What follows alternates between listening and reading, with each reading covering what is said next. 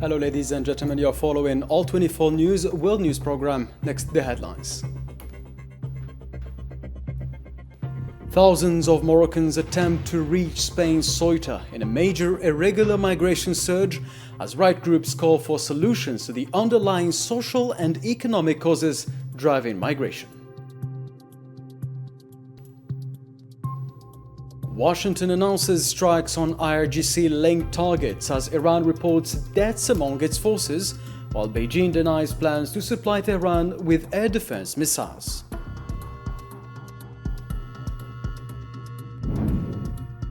Six Palestinians killed in Israel occupation airstrikes across Gaza and other 34 wounded over the past 24 hours.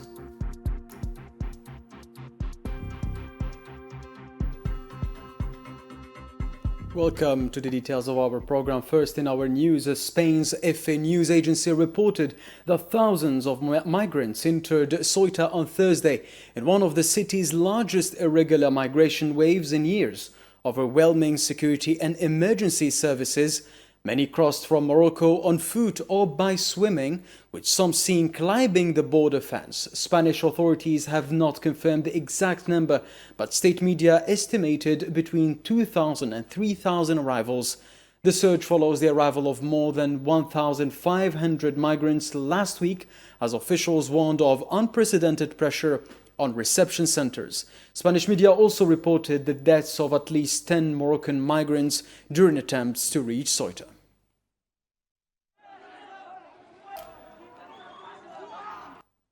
Ceuta remains under pressure from irregular migration as thousands of young Moroccans risk dangerous sea crossings or attempt to cross the border in search of better opportunities, highlighting persistent economic and social challenges at home. Miriam Zian has the report. As Morocco marked Throne Day with promises of progress and prosperity, hundreds of young Moroccans were sending a very different message. They took to the sea from the shores of Nador, risking their lives in a desperate attempt to reach the Spanish enclave of Ceuta. For many, the journey was driven by one hope, a better future. But for some, it ended in the Mediterranean before they ever reached the other side. Ceuta is facing far more than another wave of irregular migration. Local authorities say the Spanish enclave is confronting an unprecedented humanitarian and security emergency. Over the past few days, thousands of Moroccans of all ages have arrived on its shores, fleeing economic hardship and limited prospects back home. The scale of the influx has pushed Ceuta's mayor to declare an unprecedented state of emergency. The scenes stand up in sharp contrast to Morocco's repeated claims that it is a key European partner in managing migration. Critiques accuse Rabat of turning migration into a political bargaining tool, using it to advance its interests, while ordinary Moroccans continue to pay the price. As the crisis unfolds on the ground, they argue those realities remain far removed from the country's leadership. Every wave carried a body, and every body carried a dream. Between a sea that shows no mercy and a distant shore that many young Moroccans see as a path to survival, one of the region's most complex migration crises continue to unfold.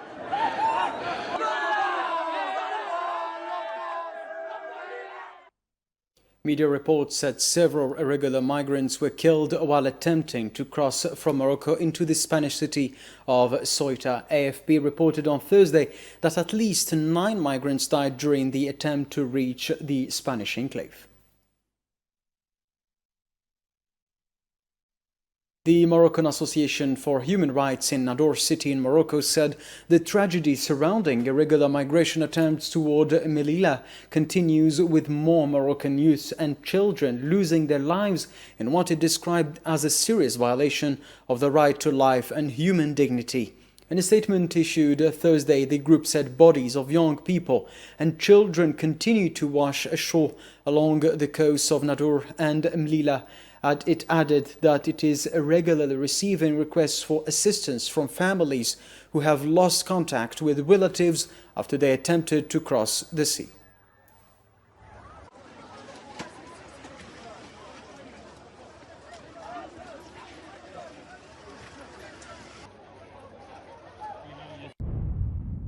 The Moroccan Association for Human Rights affirms that these deaths are not a matter of fate, but rather the direct result of migration policies based on the militarization of borders, the criminalization of migration, the closure of legal migration routes, and the transformation of the European Union's southern borders into a space of security surveillance, violence, and deterrence, at the expense of international obligations related to the protection of human rights. At the same time, the worsening of unemployment, poverty, widening social and territorial disparities, the deterioration of economic and social rights, and the lack of prospects for thousands of young people are all factors driving more citizens to undertake the risk of migration in the absence of public policies based on social justice and human dignity. The rights group also held the Moroccan government and the European Union responsible for policies it said have turned the border into a place of death, calling for independent and impartial investigations into all cases of death and disappearance. We hold the Moroccan state and the European Union responsible for the policies that contribute to turning the borders into a space of death and the violation of the fundamental rights of migrants. We demand the opening of independent and impartial investigations into all cases of death and disappearance, determining the responsibilities and preventing impunity. We call for addressing the structural causes of migration, foremost among which are poverty, unemployment, marginalization, and social exclusion, in a way that guarantees the right to work, a decent life, and social justice. Yuba El Ghadwi, vice president of the National Rif Party, said the arrival of thousands of Moroccans on Ceuta's shores shortly after King Mohammed V's Throne Day speech on progress and achievements revealed the poverty and despair driving many to leave the country. Just hours after the speech of the Moroccan King Mohammed VI, marking the 27th anniversary of the Throne Day, in which he, as usual, spoke about achievements, progress, and development, the waves of the sea were presented a completely different picture, one defined by despair, drowning, and risking lives. The National Rif Party vice president also linked the mass migration of Moroccans to Ceuta with calls by Spanish parliamentary groups to strip Morocco's security chief Abdelatif Hamouchi of honors awarded by Madrid, as well as renewed Algeria-Spain rapprochement, which he said does not serve Morocco's interests. This also coincided with the Pegasus affair, returning to the forefront following a new international journalistic investigation. At the same time, Spain's Sumar parliamentary group called for Abdelatif Hamouchi to be stripped of the decorations and honors awarded to him by Spain. Hamouchi incidentally heads Morocco's Domestic Intelligence Services, officially known as the DGST. Another important factor was the recent rapprochement between Spain and Algeria, a development that Rabat undoubtedly viewed as being contrary to its interests. The group Moroccan Women Against Normalization renewed its rejection of all forms of normalization with the Zionist entity, calling on the Moroccan government to immediately close the Israeli Legion office in Rabat and officially end and criminalize normalization. Local media reported that at a press conference on Thursday, members of the group urged Moroccan women to lead a broad economic and cultural boycott of products and activities linked to the Israeli occupation. Participants described normalization as a betrayal of the Palestinian people and their cause.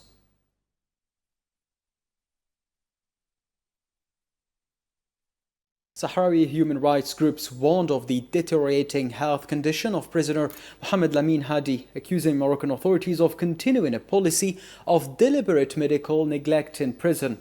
The Sahrawi Association of Victims of Grave Human Rights Violations said in a statement that the ongoing denial of necessary medical treatment and healthcare to civilian prisoner Mohamed Lamin Hadi at Tiflet 2 prison constitutes a clear violation of international conventions protecting people deprived of their liberty.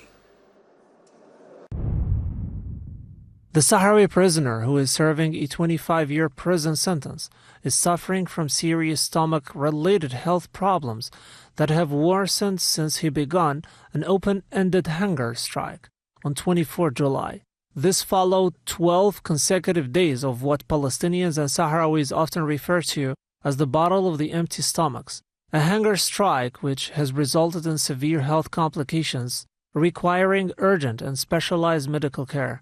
Prisoner Mohamed Lamin Hadi endured daily suffering due to the prison diet provided to him, which includes food that has serious adverse effects on his medical condition and further aggravates his pain. Despite repeatedly informing prison authorities that the meals are unsuitable for his health, the prison administration continues to ignore his request and is deliberately exposing his health to further risks. The Sahrawi Association of Victims of Grave Human Rights Violations held the Moroccan authorities responsible for the safety and life of Sahrawi prisoner Mohamed Lamin Hadi.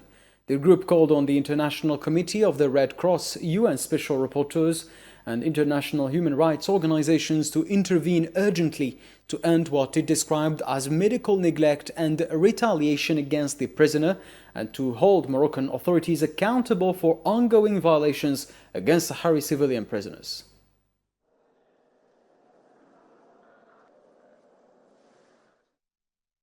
The Sahrawi Prisoner Protection League in Moroccan prisons condemned what it described as a systematic policy by Moroccan authorities against Sahrawi prisoners aimed at breaking their will. The group said that Sahrawi prisoner Mohamed Lamin Hadi's suspension of his hunger strike after 12 consecutive days does not mean an end to the dire conditions faced by Sahrawi political detainees, including the Gdaymizik group, nor does it signal the end of their struggle for freedom and basic rights. Algerian national security forces dismantled 3 organized criminal networks involved in drug trafficking and smuggling across eastern, western, and central regions of the country, seizing more than 112 kilograms of processed cannabis allegedly smuggled from Morocco. A statement from the security said operations by anti-drug units led to the arrest of 11 suspects, the recovery of nearly 1 billion centimes in criminal proceeds, and 8 vehicles used to transport and distribute drugs. The suspects were presented before prosecutors in Wiba Sidi Bel Abbas and Bir Latter in Tebessa province.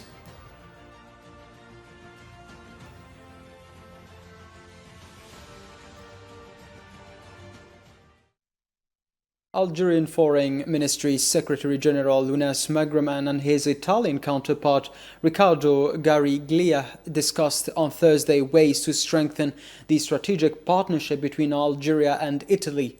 The 5th session of the bilateral strategic dialogue reviewed cooperation in political, economic, energy and cultural fields, with both sides welcoming progress and reaffirming plans to deepen ties ahead of next year's high-level summit in Algiers. Algerian Foreign Ministry Secretary General Lounas Magraman and his Italian counterpart Riccardo Gariglia also discussed regional and international developments, including the Mediterranean, the Libya, Western Sahara, the Sahel and the Middle East, reaffirming their commitment to peaceful solutions in line with international law and the UN Charter.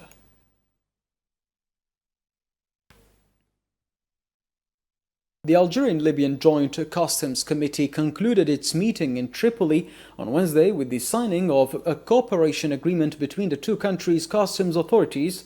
The talks focused on strengthening border security, facilitating trade, combating smuggling and organized crime, and expanding training and expertise exchange.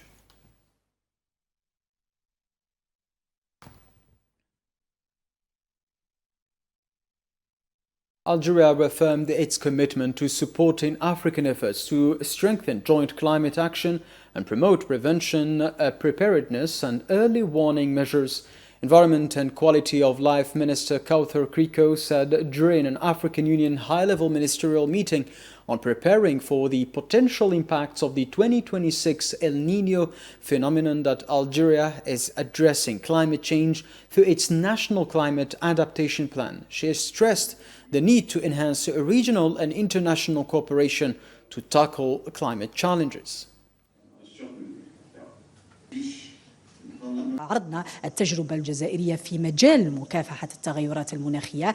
We presented Algeria's experience in addressing climate change, particularly following the recent wildfires, through approval of National Climate Adaptation Plan and proactive measures taken by all stakeholders to confront those fires. We also presented Algeria's contribution and support for all African and international initiatives aimed at combating these global phenomena, whether climate change in general or El Niño in particular. Algeria has been at forefront of working with all African countries in this field. In June, in implementation of Paris Agreement, which Algeria ratified in 2016, preparations were completed for Algeria's nationally determined contribution, which was launched for the first time in Algeria in June 2026.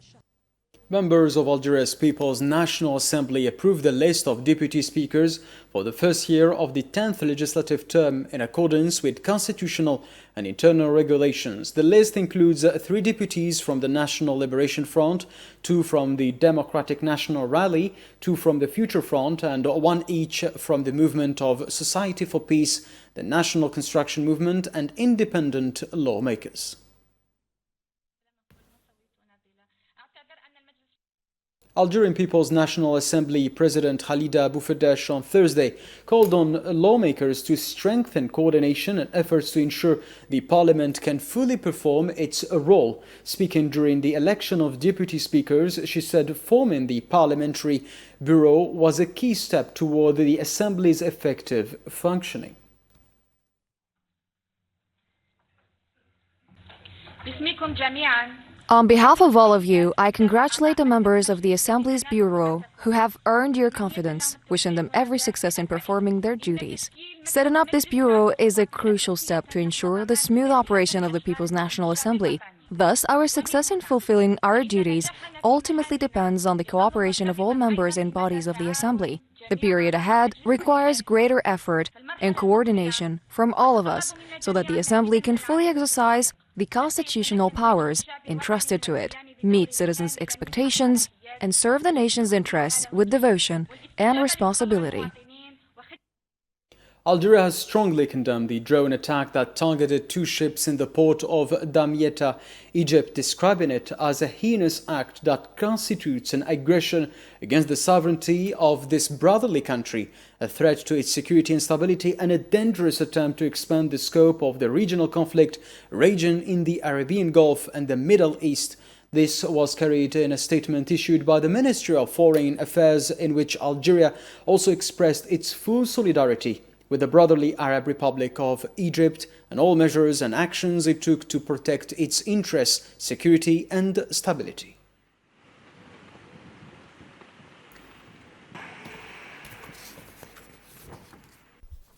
The US military resumed strikes on Iran on Thursday, saying they were in response to attempted missile attacks against American forces the previous day. US Central Command CENTCOM said it targeted dozens of Islamic Revolutionary Guard Corps sites across Iran, including command centers, missile and drone facilities, surveillance and coastal defense sites, and naval capabilities. CENTCOM said these strikes aim to reduce threats from Iran and its allies against US forces, commercial shipping, and Gulf countries.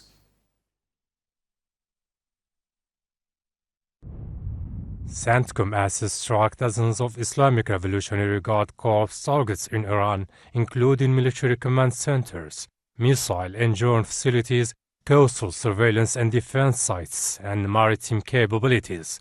The strikes aim to further diminish threats posed by Iran and its proxies to American forces, commercial shipping, and neighboring Gulf countries.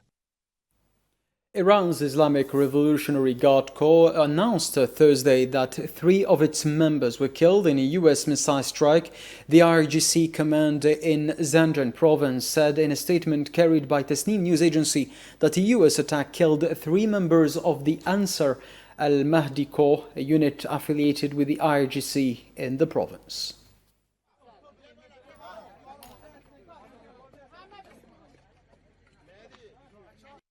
Iranian authorities reported that at least 3 people were killed and others injured in U.S. attacks on several areas of the country in recent hours. Iran's Fars news agency, citing Hormozgan University of Medical Sciences, said a U.S. strike targeted a house in Qashm city, killing 3 members of the same family, including a child, and injuring 2 others.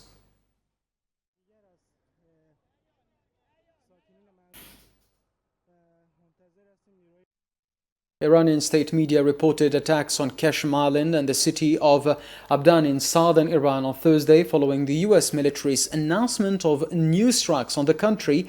Iran's official IRNA news agency, citing a Hormozgan provincial official, said rescue teams were searching for 2 people trapped under the rubble of a house on Qashm Island.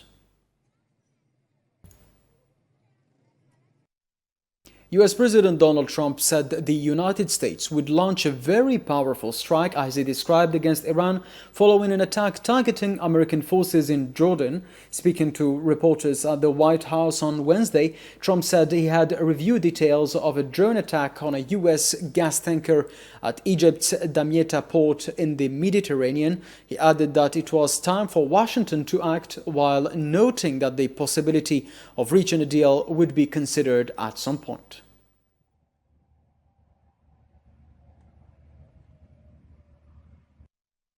China on Thursday denied reports that it planned to supply Iran with 400 air defense missiles. Chinese Foreign Ministry spokesperson Mao Ning said Beijing had repeatedly clarified its position on the claims, stressing that the reports were not based on facts. She added that China supports peaceful solutions to conflicts and works to promote stability.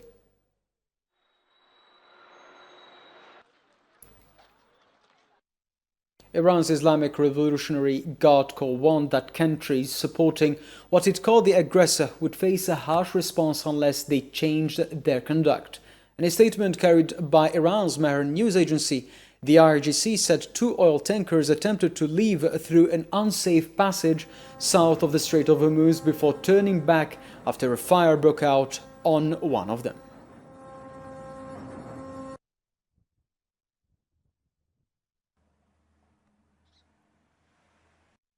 Six Palestinians were killed and dozens injured in a series of Israeli occupation airstrikes targeting areas across southern, central and northern Gaza City since dawn.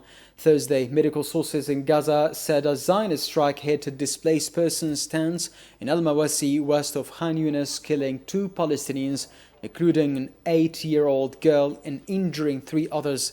A separate strike on an apartment in Al Bureij, a refugee camp, killed an infant and injured others, while additional strikes killed a woman in Gaza City and 2 Palestinians in Al Yarmouk and Jabaliyah.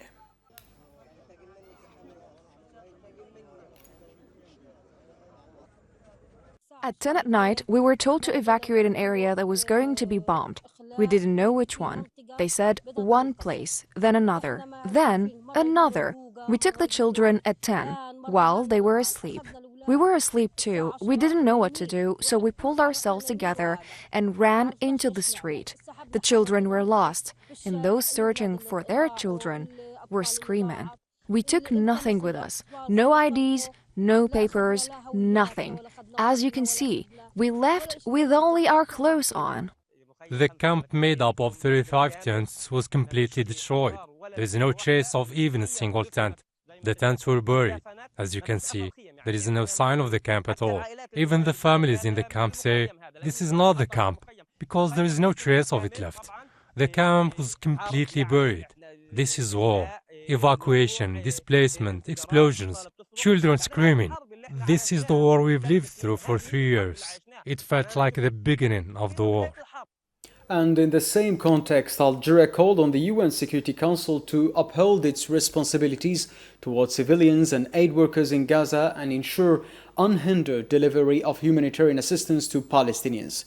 During a Security Council session on the Middle East and the Palestinian issue, Algeria's UN envoy Ammar bin Jammeh said the Israeli occupation's policies and actions in the occupied Palestinian territories are a grave violation of international law. He reaffirmed Algeria's support for the Palestinian people's inalienable right to self-determination.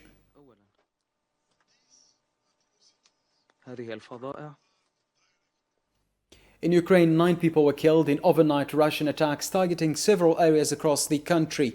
Ukrainian authorities said 6 members of the same family were killed near Kyiv, while 1 person died in Kyiv and another in Poltava in strikes from Wednesday night into Thursday. The attacks came hours after President Volodymyr Zelensky warned of a possible major Russian strike.